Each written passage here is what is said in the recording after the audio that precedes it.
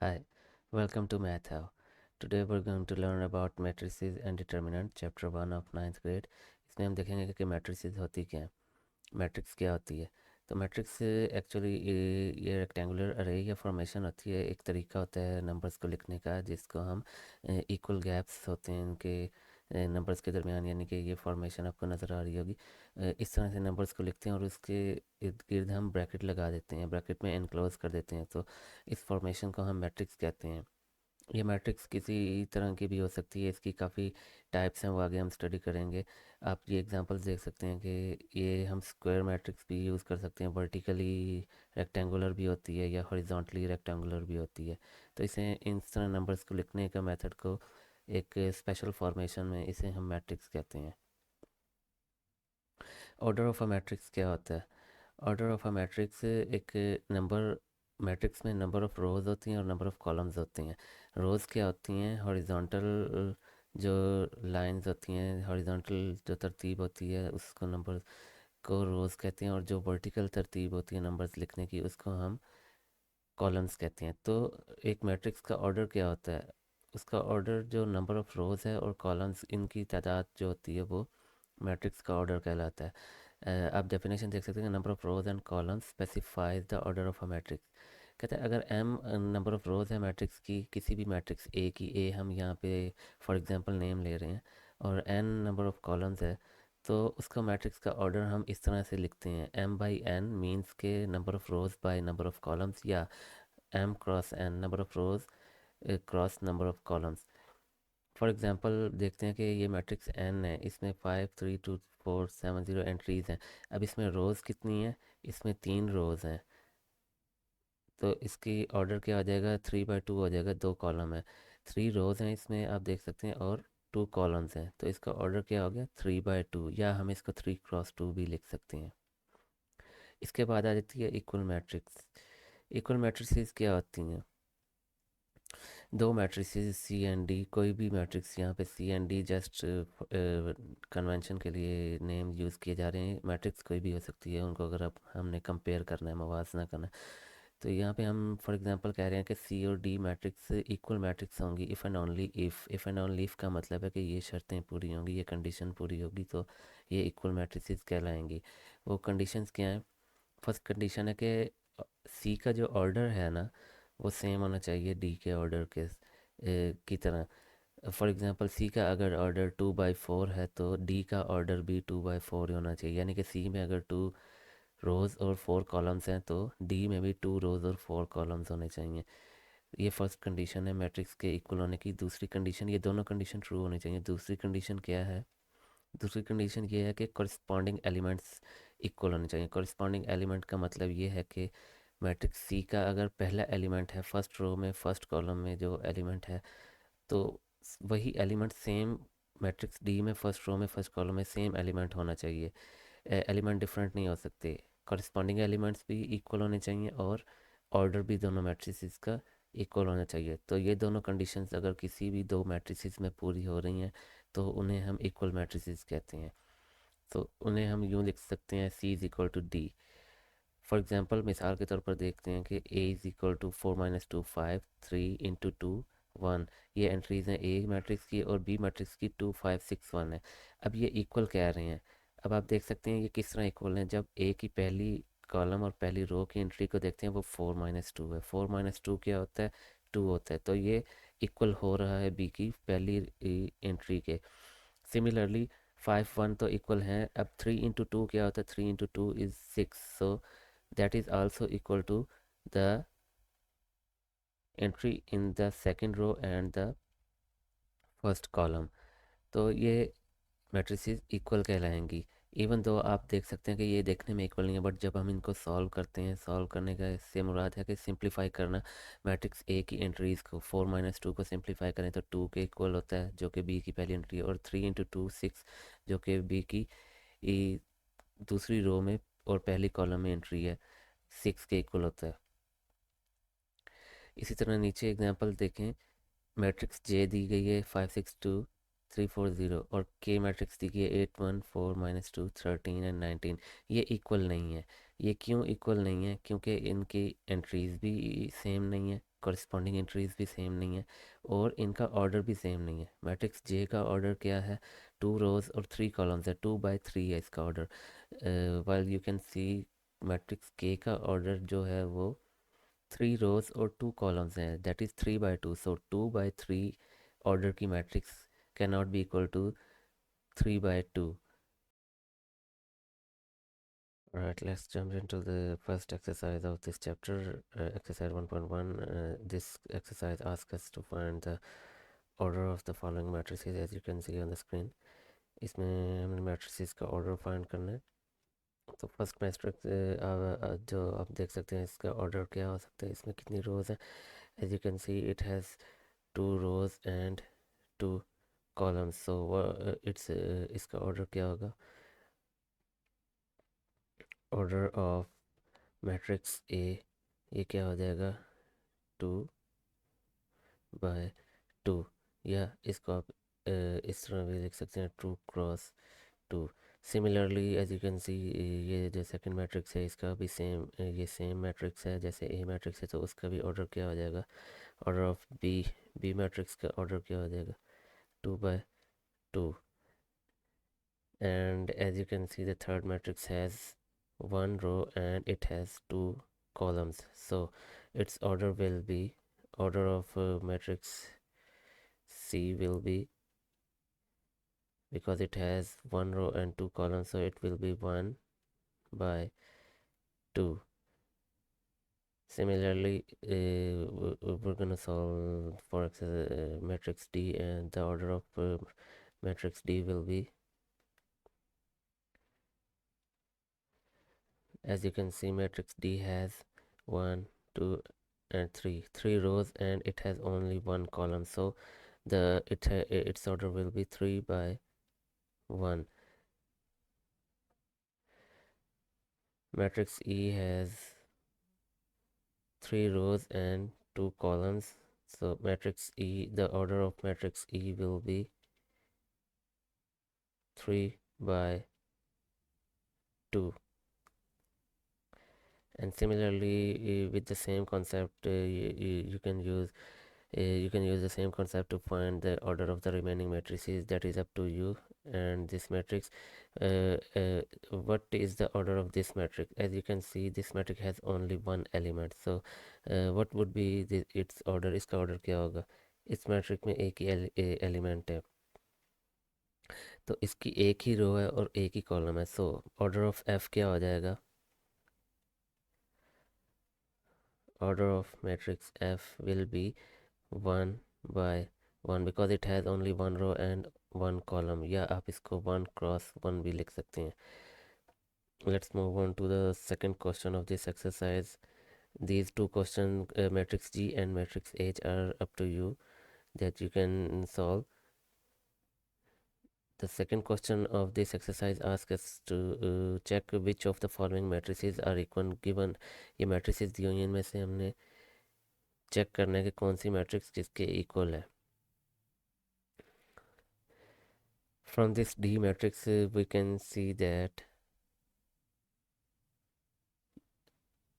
this matrix is not equal to B because B's first element is 3 and D's first element is 5. These elements are swapped, so they are not equal, they cannot be equal.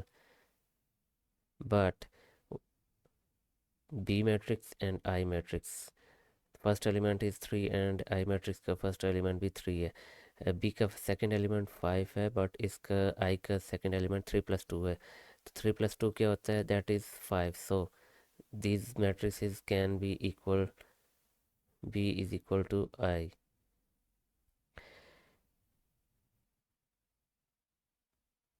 Now if you check this matrix A, it has element 3.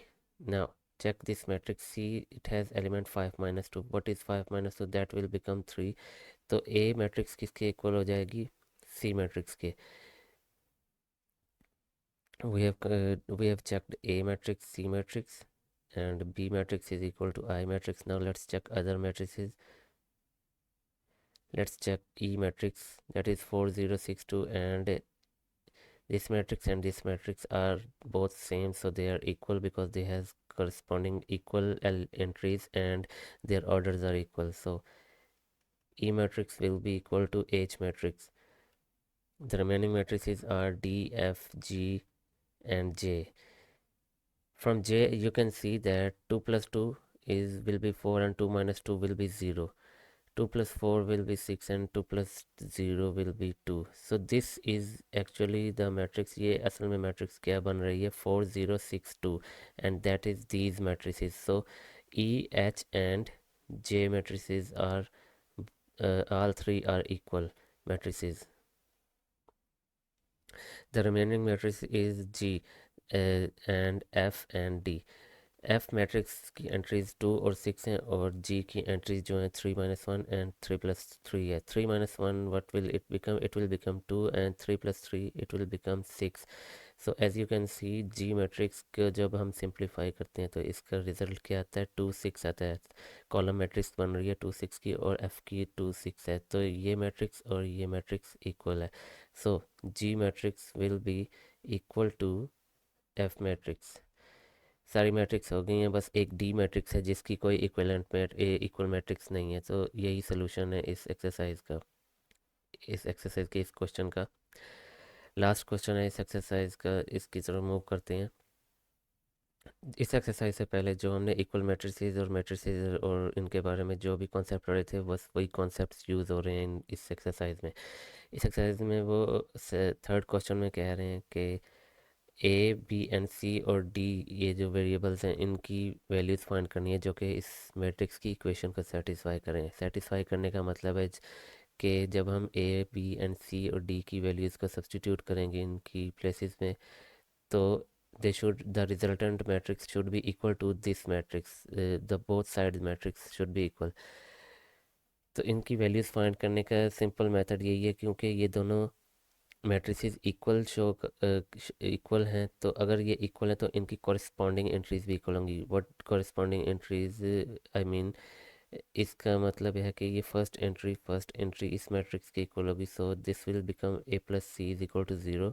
That will be equation 1. Similarly second entry will be equal to second entry of that matrix a plus 2b will be equal to minus 7. This will become equation 2. Similarly, third entry will be equal to the third entry, that is c minus 1. This will be equal to c minus 1 will be equal to 3.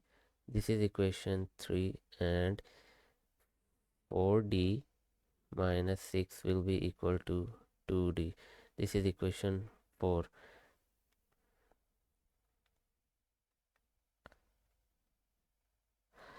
From these four equations, in four equations को हमने use करके इनकी values find करनी है जो variables हैं A B C और D की, तक जो कि सेटिस्फाई कर रही हैं इस मैट्रिक्स इक्वेशन को. From the third equation consider equation 3. Equation 3 को अगर हम कंसीडर करते हैं, that is C minus 1 is equal to 3. As you can see minus 1 को रिमूव करने के लिए इस साइड से हम क्या करते हैं, दोनों साइड पे प्लस 1 ऐड कर देते हैं, तो these will cancel out and इस साइड पर हमें वेरिएबल सी मिल जाएगा और इस साइड पर 3 प्लस 1 दैट विल बी 4. सो सी की वैल्यू हमारे पास क्या आ गई? 4.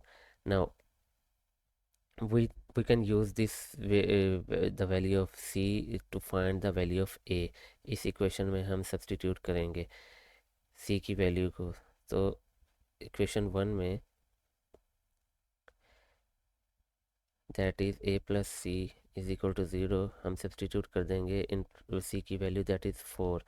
सो यहाँ से हमें क्या मिलेगी? a की value a is equal to -4.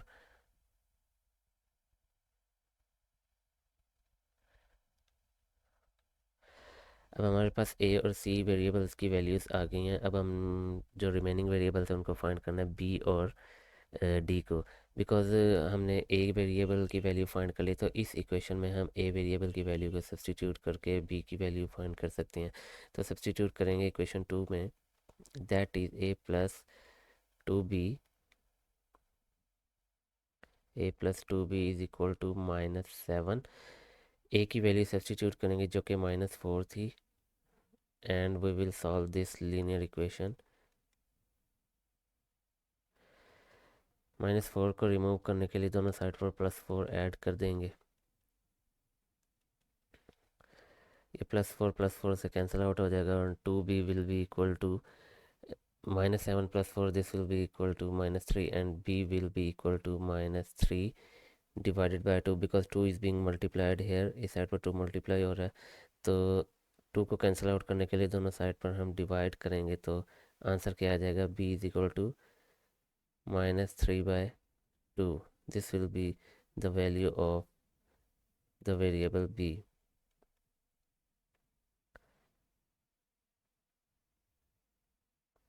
b will be equal to -3/2। Now last variable रह गया, उसको हम इक्वेशन 4 में को यूज़ करके सॉल्व करेंगे। इसमें वेरिएबल d ही है, तो इस इक्वेशन को सॉल्व करेंगे। 4d - 6 will be equal to 2d। ना इधर दो दो तरीके से इसका सॉल्व कर सकते हैं, या तो 2d को इधर से एलिमिनेट करके इधर ले आएं और -6 को इधर ले जाएं, या हम 4d को एलिमिनेट कर देते हैं ताकि सारे वेरिएबल्स एक साइड पर हो जाएं। तो 4d को एलिमिनेट करेंगे तो -4d दोनों तरफ ऐड कर देते हैं। -4d, this will B 2d - 4d। 4d और -4d कैंसिल आउट हो जाएंगे, इधर -6 बच गया, और यहाँ पे 2d - 4d लाइक टर्म्स हैं, तो ग्रेटर वैल्यू बचेगी और उसका साइन भी वही होगा, ग्रेटर वैल्यू का -2d। ना -2 को हमने वेरिएबल इस वेरिएबल के साथ से रिमूव करना है, तो हम क्या करते हैं, दोनों साइड पे -2 से डिवाइड कर देते हैं। -2 will be cancelled out with -2 minus and 2, और this will cancel out 6 with 2 को मल्टीप्लाई करें 3 से तो 6 आता है, तो क्वेश्चन क्या बच गया, 3। So the value of the variable d will be 3। As you can see we have found, हमने सारी वैल्यूज़ वेरिएबल्स की फाइंड कर ली हैं। a वेरिएबल की -4 थी, b वेरिएबल की हमने फाइंड की है -3/2, c वेरिएबल की वैल्यू फाइंड की है हमने 4, एंड लास्टली डी वेरिएबल की वैल्यू हमने 3 फाइंड कर ली है। सो ये वो वैल्यूज़ हैं वेरिएबल्स की जिन वैल्यूज़ को जब हम इस इक्वेशन में पुट करेंगे तो ये इस इक्वेशन को सेटिस्फाई करेगा। मींस यहाँ पे पुट करेंगे तो इस मैट्रिक्स की आंसर भी सेम आएगा और इस मैट्रिक्स का आंसर भी सेम आएगा। This concludes the first exercise. यहाँ पे एक्सरसाइज 1 ख़त्म हो जाती है। Now, as we have completed exercise 1, let's move on with the further concepts of this chapter.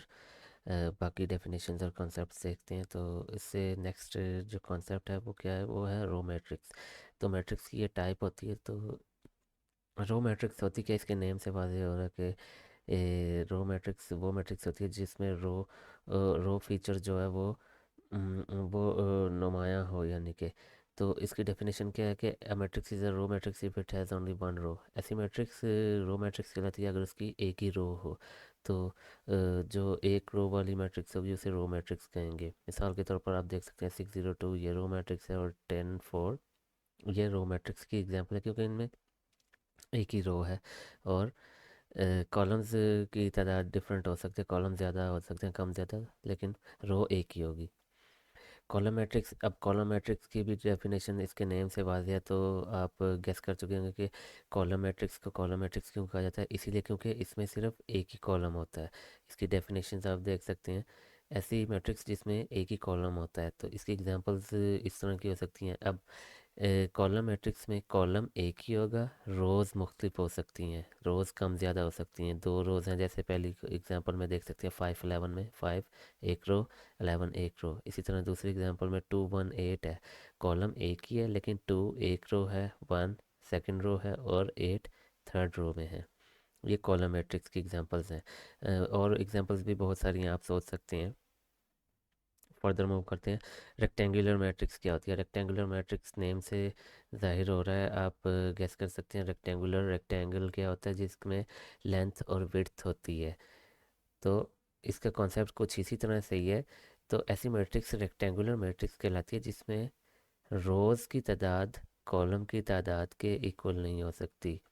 या तो रोज़ ज़्यादा होंगी या कॉलम ज़्यादा होंगे, क्योंकि अगर ये इक्वल हो गए तो ये कॉल रेक्टेंगुलर मैट्रिक्स रहेगी नहीं, ये स्क्वायर मैट्रिक्स बन जाएगी, जो कि अभी हम फर्दर पढ़ेंगे। तो रेक्टेंगुलर मैट्रिक्स होने के लिए या तो रोज़ ज़्यादा होनी चाहिए या कॉलम ज़्यादा होनी चाहिए, इनकी तादाद बराबर नहीं हो सकती। तो इसकी एग्जांपल आप देख सकते हैं, ये सारी रेक्टेंगुलर मैट्रिक्स हैं क्योंकि इसमें रो और कॉलम की तादाद बराबर नहीं है। फर्दर मूव करते हैं।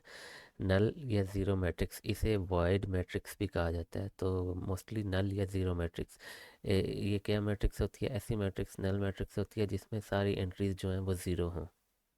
सारी एंट्रीज यानी कि ज़ीरो हो जाएं, कोई भी मैट्रिक्स है, डजेंट मैटर के स्क्वायर है, रेक्टेंगल है, रो मैट्रिक्स है या कॉलम मैट्रिक्स है, कोई भी मैट्रिक्स हो, उसकी एंट्रीज ज़ीरो हो जाएंगी, सारी एंट्रीज ज़ीरो होंगी, ये नल मैट्रिक्स या ज़ीरो मैट्रिक्स कहलाएगी। इसकी एग्जांपल आप देख सकते हैं, ये सारी नल मैट्रिक्स की एग्जांपल है। मज़ीद में एग्जांपल्स भी आप सोच सकते हैं। फर्दर क्या कॉन्सेप्ट है transpose of a matrix? Matrix का ट्रांसपोज क्या होता है? तो ट्रांसपोज फाइंड करने का मेथड ये होता है कि ऐसी मैट्रिक्स जो कि हमें रोज़ को कॉलम्स में चेंज करने से या कॉलम्स को रोज़ में चेंज करने से मिल जाए, यानी कि हम स्वैप कर देते हैं, रोज़ को कॉलम्स में बना देते हैं और कॉलम्स को रो बना देते हैं। इसका जब क्वेश्चंस करेंगे तो कॉन्सेप्ट आपको समझ में आ जाएगा। तो अगर ए कोई मैट्रिक्स है तो उसका ट्रांसपोज किस तरह डिनोट कर सकते हैं? हम उसे लिखेंगे कैसे? ए और उसकी एक्सपोनेंट में टी लिखेंगे, यानी कि उसकी पावर में ए रेस टू पावर टी भी कह सकते हैं, या ए टी, या ट्रांसपोज ऑफ ए इसको रीड कर सकते हैं। एग्जांपल आप इसकी देख सकते हैं। जैसे ये मैट्रिक्स दी गई है ए मैट्रिक्स, इसकी रेड जो रो है, रेड इसलिए कलर डिफरेंट किया गया ताकि आपको इजीली समझ आ सके। तो रो जो थी उसको कॉलम में चेंज कर दिया, या आप कॉलम को रो में चेंज कर देंगे तब भी ये सेम आंसर आएगा। 7 1 रो है, उसको हमने 7 1 कॉलम में चेंज कर दिया। 5 9 रो थी, उसको 5 9 कॉलम में चेंज कर दिया, तो ये ट्रांसपोज हो गया। या इसको आप इस तरह भी ले सकते हैं, रोज़ को कॉलम में चेंज करने की बजाय कॉलम को रोज़ में चेंज करें। तो आप 7 5 को देखें, 7 5 कॉलम है फर्स्ट एग्जांपल में, 7 5 कॉलम है, उसको हमने रो में चेंज कर दिया ट्रांसपोज वाली मैट्रिक्स में। इसी तरह 1 9 कॉलम था तो 1 9 रो में चेंज होगी। इट डजेंट मैटर, लेकिन कोई एक काम करना है आपने, या तो रोज़ को कॉलम में चेंज करें या कॉलम को रोज़ में। इन एग्जांपल से आपको समझ आ गया होगा कॉन्सेप्ट कि ट्रांसपोज किस तरह फाइंड किया जा सकता है। फर्दर है नेगेटिव मैट्रिक्स। नेगेटिव मैट्रिक्स एक ऐसी मैट्रिक्स होती है जिसको हम उसकी एंट्रीज़ के साइन चेंज कर दें तो वो नेगेटिव मैट्रिक्स बन जाती है। अब मिसाल के तौर पर आप देख सकते हैं, ये मैट्रिक्स ए दी गई है 6 1 -4 and 9। तो इसकी नेगेटिव मैट्रिक्स क्या होगी? नेगेटिव ए, इसको डिनोट इस तरह किया जाता है, उसके नेम के साथ कैपिटल लेटर के साथ नेगेटिव लगा दिया जाता है। तो इसकी एंट्रीज़ के साइन चेंज कर देने, यानी कि जो प्लस है उसको नेगेटिव कर देना और जो नेगेटिव है उसको प्लस साइन कर देना है। तो ये नेगेटिव मैट्रिक्स फाइंड करने का मेथड है। फर्दर मूव करते हैं सिमेट्रिक मैट्रिक्स से। सिमेट्रिक मैट्रिक्स एक ऐसी स्क्वायर मैट्रिक्स होती है जो कि सिमेट्रिक होगी अगर उसका ट्रांसपोज ले लें कोई भी मैट्रिक्स। वो कहता है एक ए मैट्रिक्स है, इसे कोई भी मैट्रिक्स हो सकती है, उसका अगर हम ट्रांसपोज लें, ट्रांसपोज लेने के बाद भी आंसर वही मैट्रिक्स बन रही हो जो ओरिजिनल लेकर चले थे, तो वो सिमेट्रिक मैट्रिक्स कहलाती है। इसके नेम से वाज़ेह हो रहा है कि सिमेट्रिक क्यों इसका नेम रखा गया। सिमेट्रिक कहते हैं कि इसकी ट्रांसपोज लेने के बाद भी उसकी शक्ल चेंज ना हो, उसकी साख्त चेंज ना हो, उसकी फॉर्मेशन चेंज ना हो, या यूँ कह लें कि उसकी एंट्रीज़ उसकी जो वैल्यूज़ हैं एंट्रीज़ की वो चेंज ना हो, वो सेम ही रहें। तो इन सिंपल या इन ओवरऑल वर्ड्स हम ये कह सकते हैं कि सिमेट्रिक मैट्रिक्स जो कि ट्रांसपोज लेने के बाद मैट्रिक्स चेंज ही ना हो, वापस वही मैट्रिक्स मिल जाए हमें।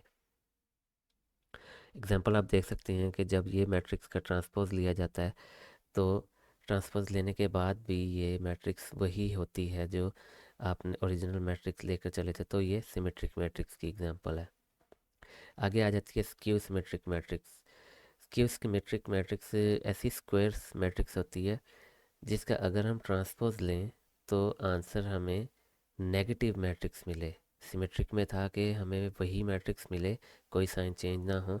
लेकिन स्क्यू सिमेट्रिक एक ऐसी स्पेशल टाइप ऑफ मैट्रिक्स होती है जिसका जब हम ट्रांसपोज लेते हैं तो उसका जो आंसर आता है वो एक्चुअली ए मैट्रिक्स नहीं आती, वो उसका नेगेटिव मैट्रिक्स आती है।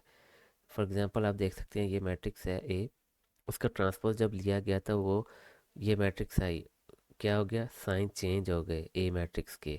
तो जब हम माइनस कॉमन लेते हैं तो ये एक्चुअली ए मैट्रिक्स के इक्वल हो जाती है, तो ए ट्रांसपोज नेगेटिव ए के इक्वल हो जाएगा। तो ये स्क्यू सिमेट्री की एग्जांपल है।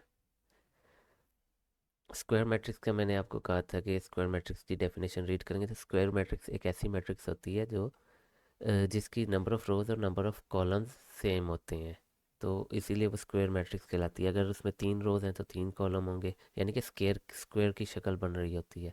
अगर 2 रोज़ हैं तो 2 कॉलम, 4 रोज़ हैं तो 4 ही कॉलम्स होंगे। नंबर ऑफ़ कॉलम्स और नंबर ऑफ़ रोज़ इक्वल होनी चाहिए। डायगोनल मैट्रिक्स हम रीड कर लेते हैं। डायगोनल मैट्रिक्स की कॉन्सेप्ट क्या है? कोई भी स्क्वायर मैट्रिक्स डायगोनल मैट्रिक्स कहलाती है अगर उसका कम अज़ कम एक कम अज़ कम एक, ठीक है, नॉन ज़ीरो एंट्री हो, यानी कि उसके डायगोनल में, और बाकी सारी एंट्रीज ज़ीरो हो जाएं डायगोनल के अलावा। डायगोनल में कम अज़ कम एक नॉन ज़ीरो एंट्री होनी चाहिए। एग्जांपल से आपको समझ आ गया, ऐसे जैसे आप एग्जांपल में देख सकते हैं। ये फर्स्ट एग्जांपल में ये डायगोनल जो है 070, ये एक एंट्री इसकी नॉन ज़ीरो है, यानी कि ज़ीरो नहीं है। दूसरे एग्जांपल में 2 एंट्रीज हैं, यानी कि 5 और 1, ये नॉन ज़ीरो हैं, ज़ीरो नहीं है। और तीसरी एग्जांपल में एक एंट्री ऊपर आ गई है -700। ये सारी एग्जांपल्स डायगोनल मैट्रिक्स की एग्जांपल है। बाकी सारी जो एंट्रीज होती हैं डायगोनल के अलावा, डायगोनल के ऊपर भी और डायगोनल के नीचे भी, डायगोनल ए के नीचे भी जो सारी एंट्रीज हैं वो ज़ीरो हैं, तो ये डायगोनल मैट्रिक्स कहलाती है। अब डायगोनल मैट्रिक्स की एक स्पेशल टाइप है स्केलर मैट्रिक्स। स्केलर मैट्रिक्स क्या होती है? A diagonal matrix is called scalar matrix if all the entries of the diagonal are same and non-zero। ये स्पेशल टाइप है डायगोनल मैट्रिक्स की। इसका कॉन्सेप्ट समझ लें कि ये ऐसी मैट्रिक्स जिसके डायगोनल की तमाम एंट्रीज एक जैसी होनी चाहिए और नॉन ज़ीरो होनी चाहिए, कोई भी ज़ीरो नहीं हो सकती। डायगोनल में तो ज़ीरो हो सकती थी, लेकिन ये स्केलर मैट्रिक्स है तो इसकी कंडीशन क्या है कि सारी एंट्रीज जो डायगोनल की हैं वो ज़ीरो भी नहीं है और वो सेम होनी चाहिए। एग्जाम्पल से समझ आएगा आपको। एग्जाम्पल देख सकते हैं, जैसे ये 9 9 है, ये डायगोनल है और डायगोनल में सारी एंट्रीज एक जैसी हैं और सारी डायगोनल की एंट्रीज ज़ीरो नहीं है, बाकी ज़ीरो है। दूसरी एग्जांपल में ये सिंगल एलिमेंट है 2, ये डायगोनल मैट्रिक्स की एग्जांपल है, लेकिन ये स्केलर मैट्रिक्स है क्योंकि इसकी नंबर ऑफ रोज और नंबर ऑफ कॉलम इक्वल है, तो ये स्क्वायर मैट्रिक्स है। स्क्वायर मैट्रिक्स है तो ये स्केलर मैट्रिक्स भी बन जाएगी। इसका डायगोनल एक ही है और एक ही एंट्री है इसमें, 2। तीसरी एग्जांपल में देख सकते हैं, इसके डायगोनल में सी, सी और सी, सारे ये कांस्टेंट हैं, कांस्टेंट सारे सेम है डायगोनल में, और ये नॉन ज़ीरो है, और डायगोनल के अलावा बाकी सारी एंट्रीज ज़ीरो हैं, तो ये स्केलर मैट्रिक्स की एग्जांपल्स हैं। आइडेंटिटी मैट्रिक्स या यूनिट मैट्रिक्स एक स्पेशल टाइप है स्केलर मैट्रिक्स की। ये ऐसी डायगोनल मैट्रिक्स होती है जो कि जिसमें सारी जो डायगोनल की एंट्रीज होती है ना वो 1 होती हैं। ठीक है, पीछे हमने एग्जांपल में क्या पढ़ा था कि स्केलर मैट्रिक्स में वो सारी एंट्रीज स्केलर जो होंगी वो सेम होंगी। इसमें जो सारी एंट्रीज हैं वो 1 होंगी। जैसा कि आप देख सकते हैं फर्स्ट एग्जांपल में 1 1 डायगोनल में, और दूसरे में ए सिंगल एलिमेंट है ये भी 1 होगा, और तीसरे में अ, 3 एलिमेंट्स हैं डायगोनल के 1 1 1, यानी कि ये जो डायगोनल में सिर्फ 1 होना चाहिए, तो ये आइडेंटिटी मैट्रिक्स या यूनिट मैट्रिक्स बन जाती है। Now, as you have learned all the concepts required to solve exercise 1.2, आपने सारी डेफिनेशंस रीड कर ली थी 1.2 की, तो 1.2 में जो भी कॉन्सेप्ट्स यूज़ हो रही हैं वो अभी जो हमने डेफिनेशंस पढ़ी हैं वो यूज़ होंगी, और उससे प्रायर जो डेफिनेशन या कॉन्सेप्ट्स हमने पढ़े हैं वो यूज़ होंगे। एक्सरसाइज 1.2 को सॉल्व करने की कोशिश करेंगे।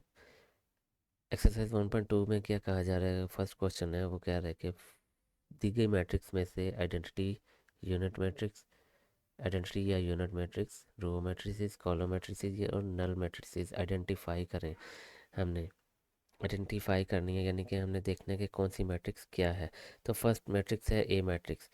इसको देख सकते हैं, ये सारी एंट्रीज ज़ीरो हैं। आपने डेफिनेशन में पढ़ा होगा, तो ऐसी कौन सी मैट्रिक्स है जिसकी सारी एंट्री ज़ीरो हों, तो वो मैट्रिक्स क्या होती है, वो नल मैट्रिक्स कहलाती है। नल या वॉइड मैट्रिक्स। तो ए मैट्रिक्स क्या हो जाएगी, नल या void matrix,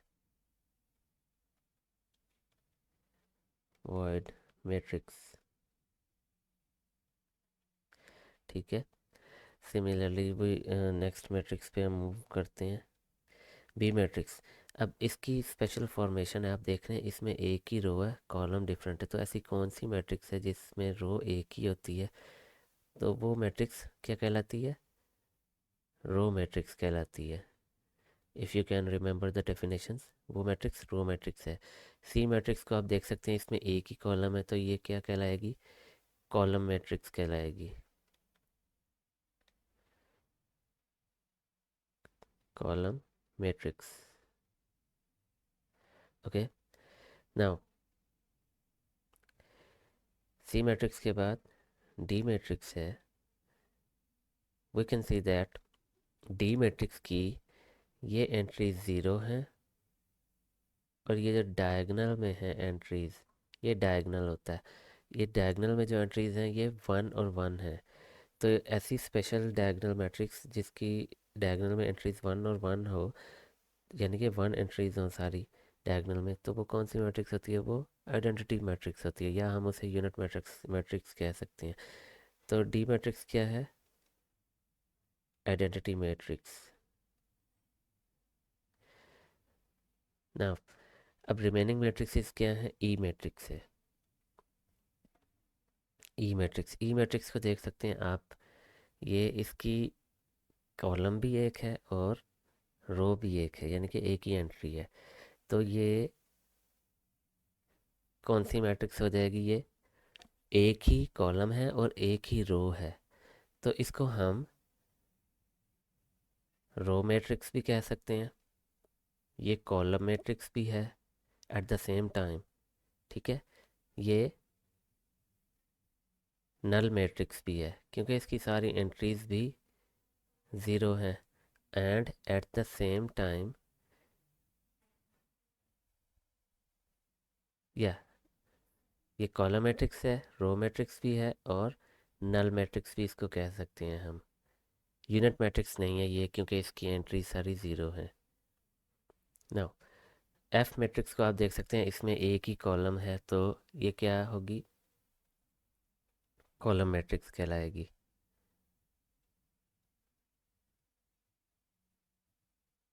column matrix. This solves our first question of exercise 1.2.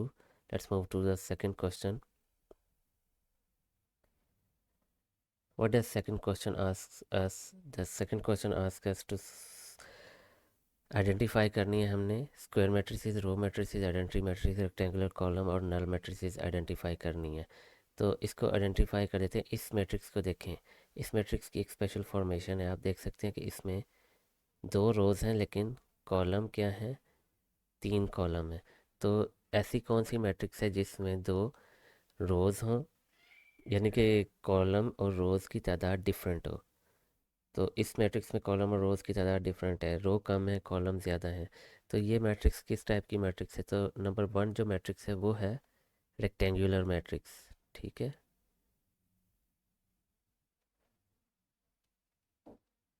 Rectangular matrix. Okay. Now second part, we can see that इसमें एक ही कॉलम है, तो ये कौन सी मैट्रिक्स कहलाएगी, ये कॉलम मैट्रिक्स भी है, और ये एट द सेम टाइम ये रेक्टेंगुलर मैट्रिक्स भी है। रेक्टेंगुलर मैट्रिक्स क्यों है, क्योंकि रेक्टेंगुलर मैट्रिक्स की डेफिनेशन वैलिड हो रही है इस पर। क्या डेफिनेशन है कि नंबर ऑफ़ रोज़ और नंबर ऑफ़ कॉलम इक्वल नहीं होने चाहिए। नंबर ऑफ़ रोज़ कितनी है, 3। नंबर ऑफ़ कॉलम कितने हैं, एक ही कॉलम है। तो ये रेक्टेंगुलर मैट्रिक्स भी है और कॉलम मैट्रिक्स भी। थर्ड पार्ट देखते हैं। थर्ड पार्ट में क्या है, ये इसकी नंबर ऑफ़ रोज़ और नंबर ऑफ़ कॉलम्स इक्वल हैं। 2 रोज़ हैं और 2 ही कॉलम हैं। तो ये क्या हो जाएगी मैट्रिक्स, ये स्क्वायर मैट्रिक्स है। ये स्क्वायर मैट्रिक्स है। Move on to the fourth part. Fourth part में कौन सी मैट्रिक्स है, ये स्क्वायर मैट्रिक्स भी है। आप देख सकते हैं सेम कॉलम है और सेम नंबर ऑफ़ रोज़ हैं। ये स्क्वायर मैट्रिक्स है और इसमें डायगोनल में entries, all the entries in the diagonal are 1। So this is also an identity matrix या यूनिट मैट्रिक्स। तो ये स्क्वायर मैट्रिक्स भी है, okay, as well as identity matrix.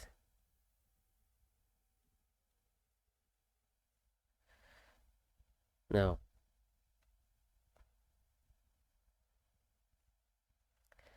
ये स्क्वायर मैट्रिक्स भी होगी और आइडेंटिटी मैट्रिक्स भी। Let's move to the fifth part, that is this matrix.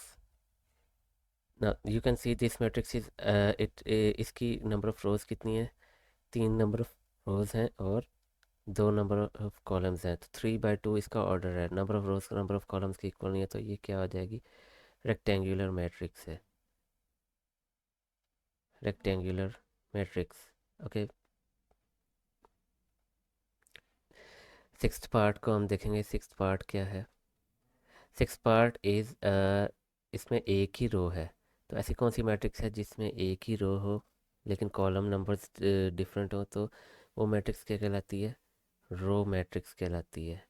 ये मैट्रिक्स रो मैट्रिक्स भी है और ये क्या है, ये रेक्टेंगुलर भी है, क्योंकि रेक्टेंगुलर मैट्रिक्स की डेफिनेशन भी वैलिड हो रही है इस पर। सिमिलरली सेकंड पार्ट में हमने देखा था। Now we can see this matrix, matrix number 7। Matrix number 7 में हम देख सकते हैं कि ये रेक्टेंगुलर मैट्रिक्स है और ये रो कॉलम मैट्रिक्स भी है। Column matrix and rectangular matrix, okay. Now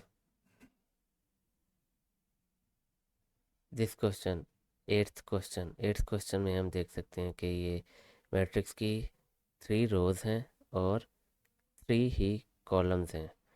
3 रोज और 3 कॉलम है, तो ये स्क्वायर मैट्रिक्स है। Question number 8, this is a square matrix and the remaining part is ninth part. What does ninth part say? Ninth part में ये rectangular matrix भी है क्योंकि इसकी number of rows और number of columns equal नहीं है, rectangular matrix, and it is also a null matrix क्योंकि इसकी सारी एंट्रीज ज़ीरो हैं। तो ये नल मैट्रिक्स भी कहलाती है, रेक्टेंगुलर मैट्रिक्स भी है और नल मैट्रिक्स भी है। This concludes our second question. Move on, let's move on to the third question. Third question में आप देख सकते हैं कि इसमें हमने आइडेंटिफाई करना है कि डायगोनल मैट्रिक्स कौन सी है, स्केलर मैट्रिक्स कौन सी है, ठीक है, और यूनिट मैट्रिक्स या आइडेंटिटी मैट्रिक्स ये कौन सी हैं। फर्स्ट इसकी जो मैट्रिक्स है ए मैट्रिक्स को देखें आप।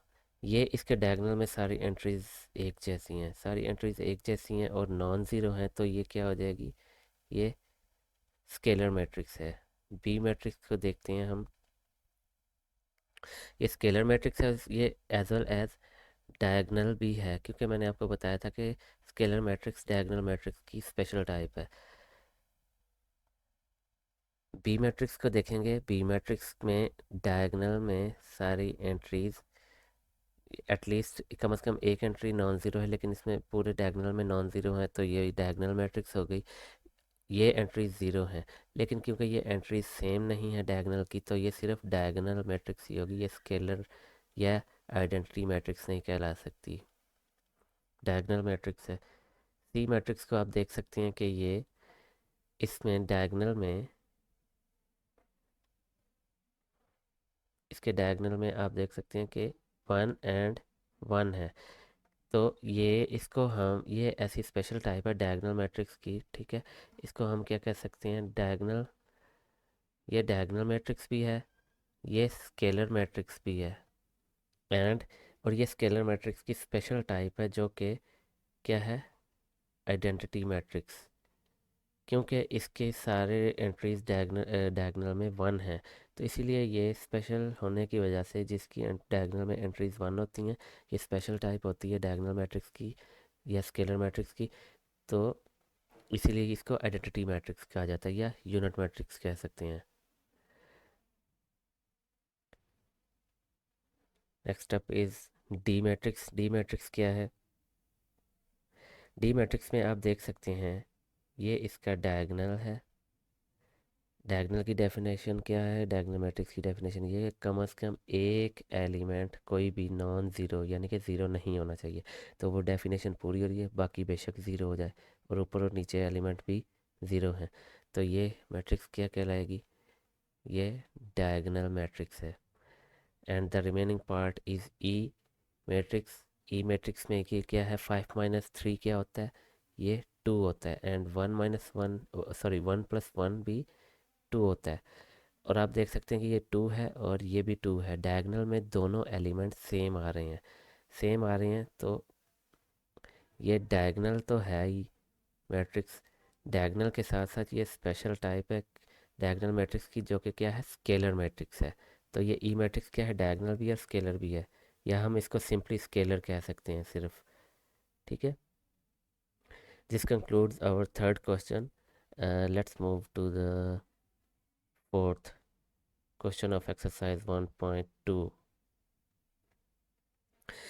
What does the fourth question ask us to do? The fourth question is asking us to find the negative of the matrices. Fourth question हमें इन matrices का negative find करने का कह रहा है। तो simple है negative matrices find करना। क्या करना होता है negative matrix? इसमें sign change कर देने होते हैं entries के। तो I will solve randomly any two questions. The rest of the questions are up to you. Let's solve this question. Question number C.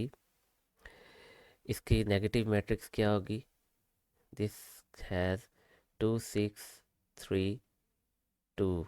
ये मैट्रिक्स है, तो इसकी नेगेटिव मैट्रिक्स क्या होगी? इसका साइन चेंज कर देंगे, क्योंकि नेगेटिव मैट्रिक्स फाइंड करें तो नेगेटिव उसके लेटर के साथ लगाएंगे। एंड इसकी एंट्रीज के साइन चेंज कर देंगे। +2 था -2 कर दिया, +6 था -6, +3 था -3 एंड +2 था -2। ये इसकी नेगेटिव मैट्रिक्स आ गई। सिमिलरली हम let's solve this question, question number D. Question number D, sorry question number 4 का डी मैट्रिक्स, डी मैट्रिक्स को सॉल्व करते हैं।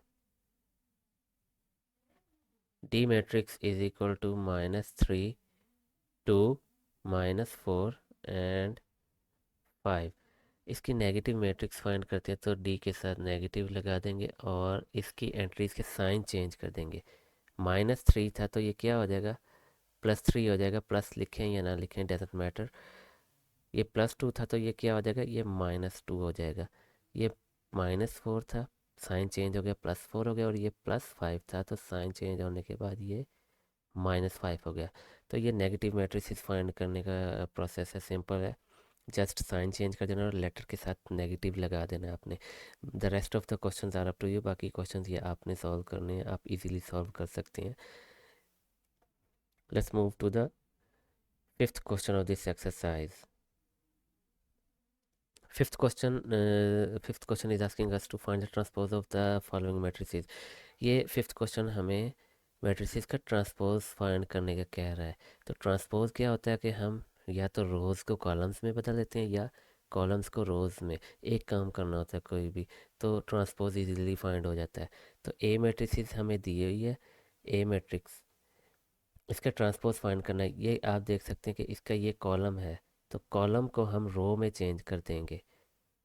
0 1 -2, ये इसका ट्रांसपोज फाइंड होगा। क्योंकि ट्रांसपोज फाइंड किया तो यहाँ पे हम ए टी लगाएंगे, that is called transpose of A. Similarly B का ट्रांसपोज हमने फाइंड करना है बी मैट्रिक्स का। क्योंकि ये इसकी एक ही रो है तो मैं रो को कॉलम में चेंज कर देता हूँ। तो रो को जब कॉलम में चेंज करूँगा तो ये बन जाएगी 5 1 -6। ये ट्रांसपोज फाइंड हो गया बी का। सी मैट्रिक्स का ट्रांसपोज फाइंड करना है हमने। सी मैट्रिक्स का ट्रांसपोज, इसकी रोज़ को मैं कॉलम्स में चेंज कर देता हूँ। 1 2 को मैं चेंज कर रहा हूँ कॉलम में, 1 2। अब सेकंड रो है 2 -1, इसको मैं कॉलम में चेंज कर देता हूँ 2 -1। और थर्ड रो है इसकी 3 0, तो इसको कॉलम में चेंज कर दिया 3 0। ये इसका ट्रांसपोज आ गया मैट्रिक्स का। सिमिलरली डी मैट्रिक्स का ट्रांसपोज फाइंड करते हैं हम। ट्रांसपोज ऑफ डी, इसकी रोज़ को कॉलम में चेंज करते, रो इसकी 2 3 थी, 2 3 को मैंने कॉलम में चेंज कर दिया। और इसकी रो है 0 5 0 5, कॉलम में चेंज कर दिया। ये ट्रांसपोज फाइंड हो गया डी मैट्रिक्स का। Let's find the transpose of E matrix, that will B changing the rows into columns 2 3 and -4 5. This is the transpose of E, and finally the transpose of F will be 1 2 3 and 4. Let's move to the remaining question, final question of exercise 1.2। इसमें इसमें मैं दोनों part solve कर दूंगा because they are too easy. आपने verify करना है, ये दो मैट्रिसेस दी गई हैं ए और बी। पहले आपने वेरीफाई करना है कि ए का ट्रांसपोज लेके फर्दर उसका ट्रांसपोज लें तो वो वापस हमें ओरिजिनल मैट्रिक्स देगा। तो फर्स्ट ए मैट्रिक्स क्या दी गई है हमें, 1 2 0 1। इसका हम ट्रांसपोज ले लेते हैं।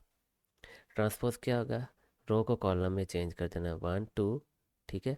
ये रो को कॉलम में 0 1, ये ट्रांसपोज आ गया। अब now it is asking us to find the transpose of the transpose again। तो ये ट्रांसपोज का हम ट्रांसपोज फाइंड करें। अब इसको कंसीडर करना है, इसको नहीं देखना। इस मैट्रिक्स को कंसीडर करना है तो इसकी रो को कॉलम में चेंज कर देंगे, क्योंकि हम ए ट्रांसपोज का ट्रांसपोज फाइंड करें। तो ए ट्रांसपोज ये है 1 0, एंड ये रो हो गई तो ये 2 1 है तो ये कॉलम में चेंज हो गई। तो आप देख सकते हैं कि ये मैट्रिक्स ए मैट्रिक्स के इक्वल है। तो ये चीज़ क्या प्रूव हो गई कि ट्रांसपोज का ट्रांसपोज लिया जाए किसी भी मैट्रिक्स का तो वो उसी मैट्रिक्स के इक्वल आता है। ये प्रूव हो गया। Similarly we can solve the second part, that is B transpose को फाइंड करना है, उसका ट्रांसपोज का ट्रांसपोज फाइंड करके बी के इक्वल प्रूव करना है। तो बी मैट्रिक्स हमें दी गई है 1 1 2 and 0। Taking the transpose of B matrix, that will be the changing this row into column and changing this row into column। ये ट्रांसपोज आ गया B का। तो अब B के ट्रांसपोज का अगेन ट्रांसपोज लेना है हमने। तो अब इसको कंसीडर करना है, इस रो को कॉलम में चेंज कर देंगे हम, एंड इस रो को कॉलम में चेंज कर दिया। सो रिजल्टेंट आप देख सकते हैं क्या है, रिजल्टेंट किसके इक्वल है, बी मैट्रिक्स के इक्वल है।